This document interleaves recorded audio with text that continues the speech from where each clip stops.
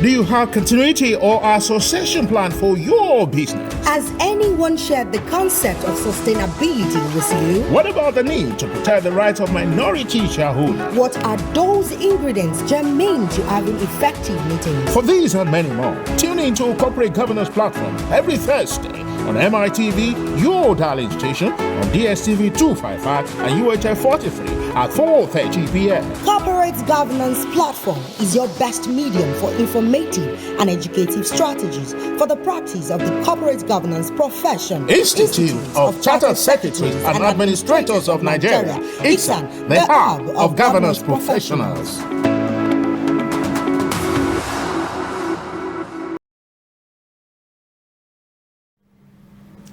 Many thanks for joining us on Corporate Governance Platform, proudly brought to you by the Institute of Chartered Secretaries and Administrators of Nigeria, Icsan, the hub of governance professionals, and coming to you from MITV. I am Tunde Odeyemi, your host on the program, and in today's episode, we have a very special package for you, and it's the inauguration of the strategic sectoral groups of Icsan. We'll be showing you the video clips of the speeches of distinguished personalities that attended the inauguration ceremony, starting with the speech of the chairman of the event, Mr. Muhammad K. Hamad, the chairman of Polaris Bank PLC. We'll also be showing you the video clips of the actual inauguration of the sectoral groups, which was performed by the president and chairman of Governing Council of Icsan, Mr. TAIWO Benga Owo Kalade, FCIS. And later in the show, we are going to show you the interview conducted with the registrar and the chief executive officer of Icsan, Mrs. TAIWO GANIYAT OLUSESI, FCIS, on the inauguration of Icsan sectoral groups. Please sit back, relax, and enjoy the show. And thank you very much for your kind words. I never expected that long introduction. Mr. President, members of the Council, management, distinguished fellows, members of the Institute, ladies and gentlemen, it's indeed an honor and privilege to be here amongst you, to be part of a very epoch-making event for the Institute.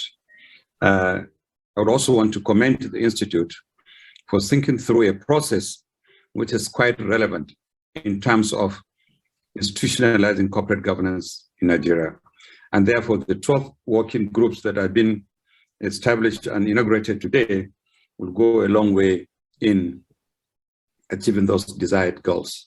Distinguished ladies and gentlemen, there's no doubt about it. One of the key strategic objectives of the Institute is to enhance the status and practice of corporate governance and public administration. This is extremely important. And of course, by that, the professional standards of members and the quality of governance will definitely improve. And by extension, the performance of the various institutions. We've also noted that as an institute, you are the voice of the company secretaries and then corporate governance professionals. This is extremely important. In other words, to be a member of an association, an institute, whether it's chartered or not, is a privilege. And it's also a deliberate effort by members to join that association with a view to promoting specific goals. And of course, for every association, there are obligations, there are rights and obligations. And I believe each and every one of us, both as fellows, as well as members of the Institute, are aware of our obligations. And the obligations are onerous, particularly given the fact that we are supposed to be the champion, we are supposed to be the voice, we are supposed to be the leaders of corporate governance. And corporate governance is anchored on ethical standards. For those of us who have worked in corporate institutions, both at the public and the private level, we know the role of corporate secretaries. They are the custodian of not just information or history of an entity, but also the corporate governance. As a member of a board, as the chair of the board, the only person I know in any organization, first and foremost, is the company secretary. And I believe very soon you'll also start thinking about moving away even by the name and see, because you're essentially a corporate governance voice, and we should look at it from that perspective. So you've provided that significant role, and you are continuing to provide that significant role. And I've also been working with very great guys, Uto, who is on MTN, Molo, who is actually Prime Minister of Nigeria, and quite a few other colleagues that I've met when we were working on the Nigerian Code of Corporate Governance. So I would want to congratulate and also acknowledge the role of the Institute in terms of. Distinguished ladies and gentlemen, we are discussing working groups. Working groups are essentially, and particularly for sectors that governance, corporate governance has not been institutionalized or is not deep-rooted. The public sector, and unfortunately even the academia, the universities, corporate governance is not as strong as in the private sector. And therefore having these working groups are groups that will definitely assist in promoting strong corporate governance. In 2018, the Financial Reporting Council came up with the Nigerian Code of Corporate Governance. If you're aware, prior to that, there was an attempt to produce one, and which created a necessary controversy and became an issue. And therefore, under the late Daniel, the former principal partner of PwC, who died this year when he was the executive secretary, and he said, and Dotun Suleiman, who was his chairman, decided to say we needed a much wider technical committee. And I'm privileged to be part of the team. And there were very amazing, strong members of the institute that worked on that committee. But beyond that, throughout our engagement, your institute was there throughout. All the meetings we held, all the invitations we had, your institute never failed to attend. And not just to attend, they were also very active in contributing and making comments about how this code should come up. As a committee, what we decided to do was to say, as a country, we needed one national code of behavior. Prior to that, all sector regulators had their own corporate governance, starting with SEC that started it, and then Central Bank and other sector regulators. But we felt that those codes were a bit conflicted, and that we needed one code. And those codes were largely mandatory. So when we looked at it, we said, look, perhaps the best way to do it is to say, you don't need a mandatory code. The essence of governance is the essence of behavior. In other words, how do we influence and institutionalize corporate culture that will provide the best standard of corporate behavior? And as you're aware, whether you're students of social science or not, you don't legislate on behavior. Behavior is voluntary. Behavior is part and parcel of a human being. The normal example we give is that when you go to a traffic light, there's a red light. So you have an option. You want to pass because last man is not around, or because there's no police. Or you want to wait because it's part of your culture that if anything there's a red light, you want to stop. I think that is it. And basically what we felt was that, how do you now influence corporate behavior? And the best way to influence corporate behavior is to look at corporate governance from principles-based. In other words, what are those ideal behaviors that we need to promote and need to institutionalize?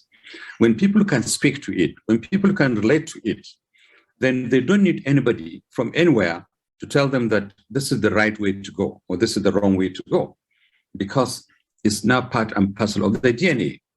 So it was on the basis of that we decided to come up with what you call principle-based corporate governance, which is consistent with so many countries, South Africa and so many other countries that have introduced that. So that is one aspect. The second aspect was to say, do we do a code for large corporates? We said no. A behavior is a behavior. Whether you work for a corporate, whether you work for an SME, or even a grocery store. And therefore we designed a code that provides, that is scalable, and it's also flexible, such that you can have it. If you have a small shop, you can still introduce it. And we also avoided costs, because when you start to become prescriptive, the board must have X number of directors, they must have X number of committees. That became extremely burdensome. So we avoided that and said, look here, can we allow corporates to say, well, these are the principles. So how do I apply these principles? Okay, and if I apply these principles, what actions do I need to do so that my practice and my behavior will be seen to have complied with those basic principles? And that's how we came out with 28 principles. But then to assist corporates, we now said, fine, having agreed on this principle, what are those best practices that, if implemented, would ensure that those principles are in those institutions?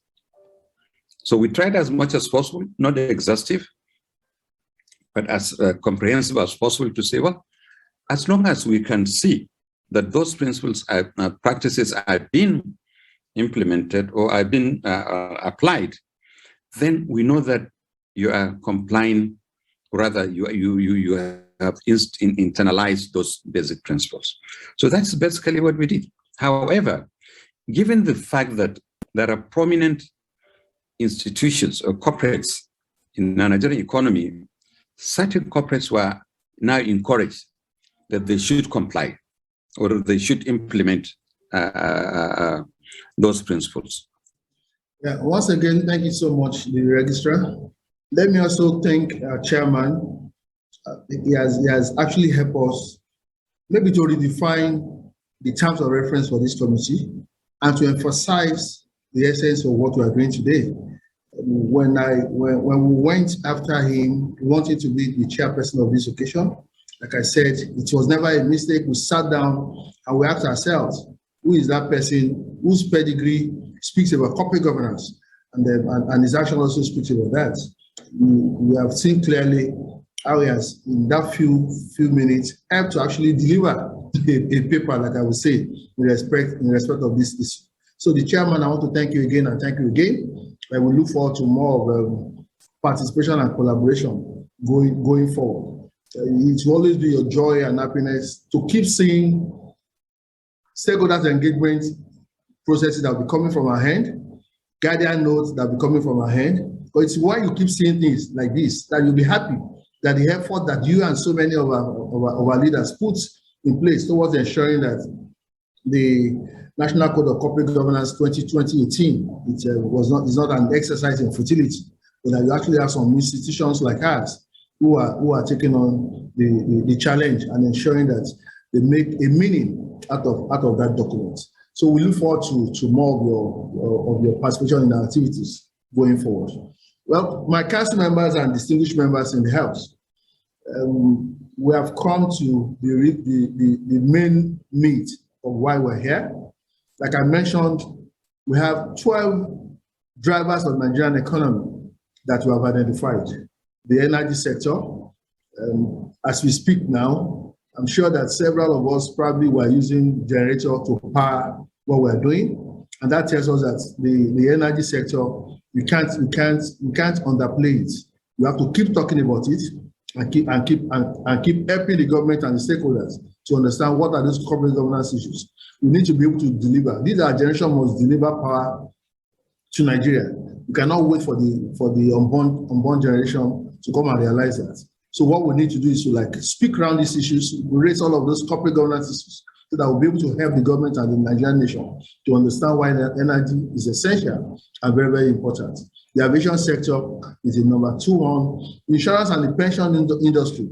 As started a few weeks ago, the pension sector had produced about 12 point something trillion naira in the Nigerian economy. And people have asked, where do you have to invest such a huge money? People have raised the issue of government is borrowing that money. And then what are the corporate governance issues around that action of the government? And do you need to allow government to borrow it? The government does not borrow it, then how do you expect the owners of that fund to deploy that fund into veritable investment areas within the Nigerian economy? Even if the government needs to borrow it, we need to actually talk about the governance issues around around that. And the insurance industry also, insurance is always the backbone of the Nigerian economy. And we have to ensure that it is strong, it is viable, and that conveniently can support the Nigerian economy. Then we have the digital economy. That's the normal world that we're now in. And then we have to keep ensuring that we leverage on that. While we're doing our own, CBN just came up with the e-Naira. This is also part of the digital economy issue. There are still so many issues that people need to talk around this one. So the meaning is that the committee, the group that is assigned to the digital economy already has issues to start addressing, and they need to ensure that they get it and they get it right. The number 5.1 is the logistic world that I've spoken about. Virtually all of the new generation people, they hardly go to the stores these days. Their stores is online, and before you know it, you find the courier man in front of your house coming over to deliver. These are the logistic issues, and several of them that we need to start talking about. The 6th issue is the manufacturing. We can never stop talking about Nigerian manufacturing environment. It's a challenge. Then we have the non-for-profit that is also very, very, very, very critical these days. The churches are complaining, the NGOs are complaining, and because the regulation to an extent affects them. So we need to also talk about this. Then the 8th one is academia. Few days ago, we just got another notice from ASU, giving the federal government 3 weeks notice to either meet their demand or go another round of strike. The last time they did one was about 9 months. And we know the implication on that, on the children and on the Nigerian economy. Now they are sounding us up again, another 3 weeks, meet our demand, or we go on it. What are those issues? Why is it looking as if it's so difficult to run a proper higher institution environment in Nigeria? So we need institutions like that to drive the narratives and then be able to come up with some very clear positions that will help us to make the Nigerian system to work. Then we have the banking sector, which is the 9th one. Then we have the public and allied institutions. We've spoken around that. Then we have the maritime and the built industry. The Kori saga is still very fresh in our memory. So that is why we want to lead it. So for now, these are the 12 areas that were identified. There are still so many of them, but because we said they are strategic sectoral groups, the meaning is that on regular basis, we will keep finding areas that are becoming much more important. We will always be proactive enough to identify those areas and create working groups around them so that our institute will always be in the forefront of driving corporate governance in all of those areas. So on this note, I want to thank my council members for supporting me through this era by ensuring that this is coming to place. It took us some time to think through this process. Throwing 12 groups into the system at a go, you agree that it's not an easy task. I also want to thank all of my members that have accepted to serve in all of these areas. These groups are meant to be purely virtual. They are meant to use technology to drive their activities as much as possible. Many thanks for joining us on your favorite program on TV, Corporate Governance Platform, proudly brought to you by the Institute of Chartered Secretaries and Administrators of Nigeria, Icsan, the hub of governance professionals, and coming to you from MITV here in Lagos.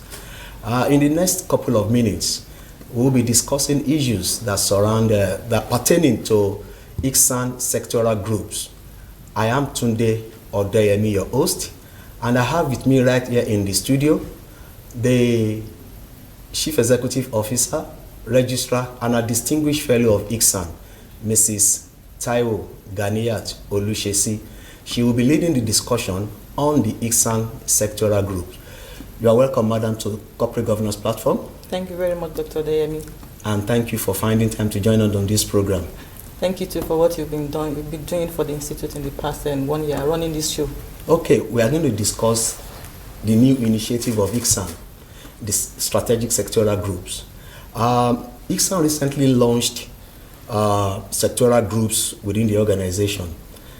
We learned that the sectoral groups will have a life of their own and would, of course, customize the activities to the need of their members. Would this not weaken the mother institute? Thank you very much, Doctor. On the contrary, this is going to actually strengthen the reach of Icsan. Okay. Yes, because Icsan is comprised of members in several sectors. And it will not be easy. We found out that it's not actually easy for the Secretariat alone to be driving these sectors. Okay. As such, we have our members who are in diverse sectors, who are leading those sectors. It is imperative that we bring them on board, create sectors around those, create groups around those sectors, and have our members drive corporate governance discussions in that sector. It will not only strengthen the institute, to strengthen our members, and also, validate the fact that Icsan is truly the hub of governance professionals. So it's not going to weaken the Mother Institute. So it's not going to weaken the Mother Institute? Okay. Not at all. You will also be seeing the growth in the next few months as these sectors start working. Okay. How many sectoral groups were inaugurated, and what informed the sectoral groups that you were starting with? Okay. We have identified 12 strategic sectoral groups. We are not just creating sectors for the sake of creating. Okay. We are creating them strategically. And when I list out the sectors that have been identified, you would agree with me that there are issues of corporate governance surrounding these sectors that needs to be quickly addressed. We actually identified 12 of them, and we have the energy, we have the manufacturing, we have the aviation, we have the insurance and the pension, we have the logistics, we have the not-for-profits. We have the banking and the allied institutions. We have the public and allied institutions. We have the built industry. We have the maritime. We have the digital economy. And of course, the academia. You will agree with me that all these sectors have issues that needs emergency intervention. Is it the academia where the lecturers are threatening to go on strike? Is it the built industry, the Ikoyi tragedy that just occurred? We have identified corporate governance issues in that sector. Is it aviation? A lot of issues came up during the pandemic when we could not travel by air. Is it the logistics? A lot of us now buy things online, and we have logistics issues coming up. Is it the not-for-profit? The newcomer introduced some regulations for NGOs, and we saw the opera of the religious bodies and the NGOs. Several issues of corporate governance have reared their heads in these special sectors that we have identified, and in no time we shall be ruling out, issues, corporate governance issues in those sectors that will be driven by those sectoral groups. Wow, these sectors are really pivotal to the growth of the economy, isn't it? Sure. Okay. If you are just joining us, it's Corporate Governance Platform, and we are discussing Icsan sectoral groups. And I have with me the registrar and the CEO of Icsan with me in the studio, discussing the Icsan sectoral groups. Now, this new initiative, is it limited to the members alone, or is it can it be extended to non-members that are proudly students? Definitely. In Icsan, even a student is a member. Okay. It's a student member already. As such, don't forget that most of our student members actually operate in sectors already. They are already graduates who have their professions, and so they already automatically have charted a course for themselves in the different sectors that they operate. So of course our student members are also going to be part of the sectoral groups because we are building them too. Okay, the student members will be part of the sectoral group, even though they are not yet qualified. Definitely. Okay. Now, will these sectoral groups be providing sectoral-based training for members and, of course, non-members? Definitely. I mean, that's how we are going to be cascading into the general society. We're going to be leading discussions. We're going to be issuing guidance notes. We're going to be issuing communiques. We're going to be having trainings. We're going to be having courtesy visits to stakeholders in those sectors. I look forward to a situation whereby the banking sectoral group of our institute will also be collaborating with other professional bodies to bring training and enlightenment to the general public. So definitely, we're going to be, it's going to be a big one. Watch out. Okay, briefly before I wrap up on this discussion, what are the expected outcomes of this initiative? Thank you. We expect that in the nearest future, our members are going to be drivers of corporate governance discussions in those sectors. We want to see growth in the Nigerian economic space. through the intervention of our sectoral groups. We want to see international recognition and collaboration, even to develop sectors internationally. So this is not something that is going to be something that's going to be on paper. We are going to actually go out there to preach the gospel of corporate governance in a very big way. Thank you very much, Mrs. OLUSESI, the Registrar and the CEO, Icsan, and of course, a distinguished fellow of Institute of Chartered Secretaries and Administrators of Nigeria. This is where we wrap it up on today's episode of Corporate Governance Platform. Thank you very much, madam, for coming on the show and for sharing your thoughts. Thank you very much. And for our viewers, we want to thank you and want to also invite you to join us next week, same station, same time. I remain your host, Tunde Odeyemi. Keep spreading the gospel of corporate governance platform. Corporate governance. Bye for now.